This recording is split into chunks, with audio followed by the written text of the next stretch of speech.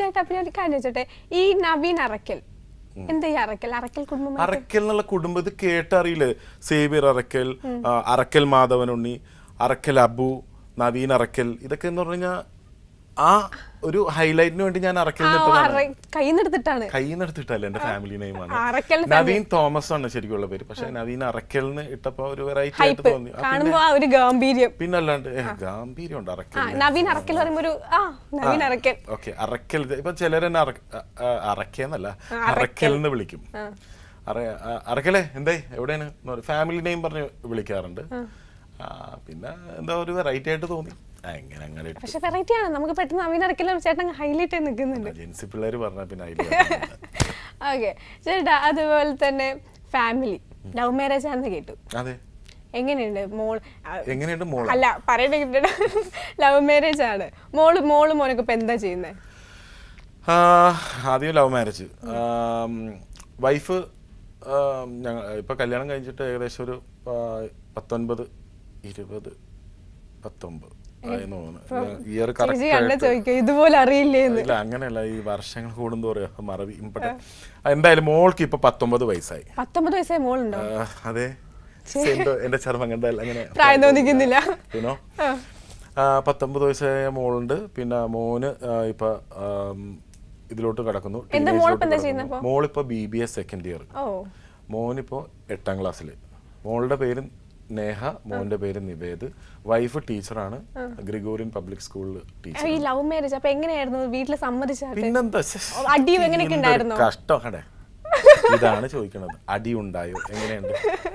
അല്ലാണ്ട് എങ്ങനെ വേറെ ഒന്നും അറിയണ്ട. അടി ഉണ്ടായി. ഞാൻ പലരും തമാശയല്ല എൻ്റെ അടുത്ത് പലരും ചോദിച്ചു സെയിം ചോദ്യമാണത്. വേറെ പ്രശ്നമൊന്നുണ്ട്? ഞാൻ എന്ത് പ്രശ്നം? ലവ് മാരേജ് എന്ന് പറഞ്ഞാൽ ഒന്നുമില്ല. ഞാൻ ആ സമയത്ത് പ്രണയം ഉണ്ടായി. അതായത് ഒരു ഇതുപോലെ തന്നെ ഒരു ഫാഷൻ ഷോന്റെ സമയത്താണ് ഞങ്ങൾ പരിചയപ്പെടുന്നത്. പുള്ളിക്കാരി കാണാൻ വന്നതാണ്. അങ്ങനെ കണ്ട് പരിചയപ്പെട്ടു. അവിടെ ഇൻഡസ്ട്രിയിൽ ഉണ്ടായിരുന്നു ആ ടൈമിലൊക്കെ? ഇല്ല, ഞാൻ ഇൻഡസ്ട്രിയിൽ ഉണ്ടായിരുന്നു. അന്ന് ഫാഷൻ ഷോ ആയിരുന്നു. അങ്ങനെ പരിചയപ്പെട്ടു. പിന്നെ അധികം നാൾ മുന്നോട്ട് വെറുപ്പിച്ചില്ല. കാര്യം എന്ന് വെച്ചിട്ടുണ്ടെങ്കിൽ വെറുതെ പ്രണയിച്ച് നടന്ന ആൾക്കാരെ കൊണ്ട് പറയിപ്പിക്കണ്ടല്ല.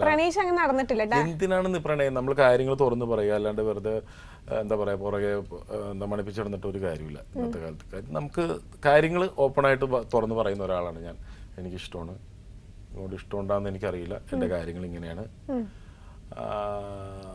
പുള്ളിക്കാരി ആ സമയത്ത് എന്തോ പുള്ളിക്കാരിയുടെ ഭാഗ്യം എന്നല്ല, എന്താ പറയാനാ, എന്നെ പോലെ ഒരാളെ ഇത്രയും സൗന്ദര്യമുള്ള ഒരു വ്യക്തിനെ കിട്ടിയത്.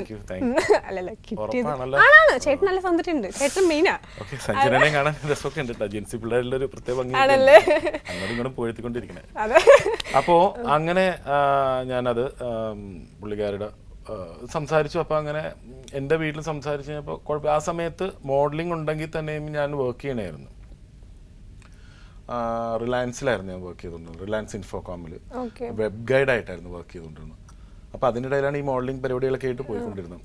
അപ്പോൾ ആ സമയത്ത് കണ്ടു, പരിചയപ്പെട്ടു. പിന്നെ കല്യാണം അധികം ഞാൻ നേരത്തെ പറഞ്ഞതുപോലെ പ്രണയിച്ച് നടക്കാൻ അല്ല, എന്തോ അങ്ങനത്തെ ഒരു റൊമാൻസ് അന്നും ഇന്നും എനിക്ക് ഇല്ലെന്നാണ് പൊതുവെ അല്ല വൈഫിൻ്റെത്. അപ്പോൾ അങ്ങനെ കല്യാണം കഴിച്ചു. 2 വർഷം മാക്സിമം ഒരു ഗ്യാപ്പ് ഉണ്ടായിരുന്നു. അതിനുള്ളിൽ തന്നെ കല്യാണം കഴിച്ചു. അത് നേരത്തെ കല്യാണം കഴിച്ചുകൊണ്ട് അടിച്ചുപൊളിച്ച് നടക്കാൻ പറ്റുന്നു.